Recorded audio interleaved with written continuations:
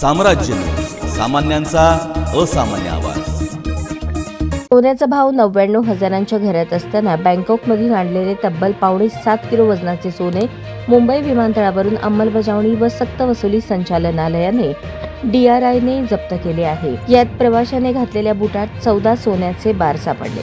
बँकॉकहून मुंबईला जाणारे विमान TG 317ने प्रवास करणाऱ्या एका प्रवाशाला सोने तस्करी प्रकरणी अटक करण्यात आली आहे। या प्रकरणी प्रवाशाला सोने तस्करीसाठी कुणी दिले, यामागे कोणत्या टोळीचा हात आहे याचा तपास DRIचे अधिकारी करत आहेत। मुंबईत अंमलबजावणी व सक्तवसुली संचालनालयाने DRIच्या पथकाला मोठे यश मिळाले असून बँकॉकमधून मुंबई विमानतळावर एका प्रवाशाला सोने तस्करी प्रकरणी अटक केली आहे।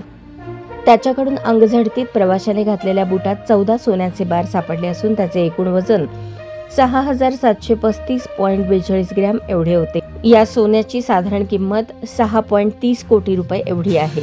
तस्करी केलेले सोने जप्त करण्यात आले। प्रवाशाला तसेच खरेदीदाराला सीमा शुल्क कायदा 1962च्या तरतुदीनुसार अटक करण्यात आली।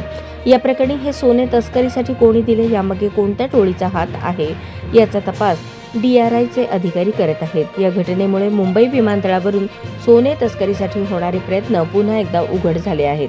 DRIच्या सतर्कतेमुळे मोठ्या प्रमाणात तस्करी रोखण्यात यश मिळाले असून या प्रकारामुळे तस्करीच्या पद्धती आणि त्यामागील रचनेचा पर्दाफाश होण्याची शक्यता आहे।